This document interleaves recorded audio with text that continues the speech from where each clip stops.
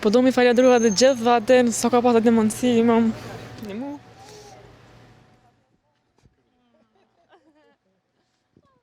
Lotët kësaj radhe i ka nga gëzimi. Kjo me që Elionisa Krasniqi mori lajmin se ka fituar betejën me sëmundjen e leukemisë akute mieloide. Me këtë sëmundje 14 vjeçarja ishte diagnostifikuar në qershorin e vitit 2025. Prandaj ju dëshën t'i kalonte plot 9 muaj trajtime mjekësore në Myhny të Gjermanisë. Elionisa të hënën nuk pati mundësi të flasë gjatë nga emocionet e bashkimit me familjen.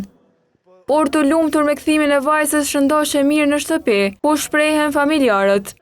Po është rëndë se njeriu tash nuk i ndohet kjo farasti, është pak rëndë në shtëpi për këtë rast, se s'na ka rënë kurrë, na ka rënë pa prit mas. Po na më shqyrë zotit mirë na ka dalë. Për të mbajtur gjendjen nën kontroll, Elionisa duhet ju nështrohet kontrollave të rregullta në repartin e pediatrisë në QKUK. Tash i ka kontrolla rutin, çdo 3 muaj, 6 muaj, 1 vit, po kjo zgot na fat deri në 6 vjet. Domthonë ne kemi një plan që kena marrë prej Gjermanie. Familjarët shprehen falënderues ndaj gjithë atyre që ndihmuan vajzën e tyre.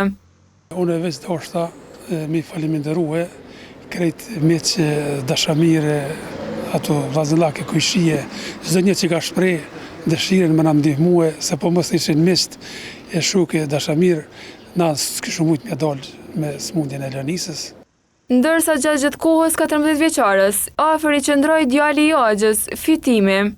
E kena përjetu normal keq, po kanë reagu shpejt, edhe s'muja u zbulu herët. Dhe trajtimi ka nisë me një herë.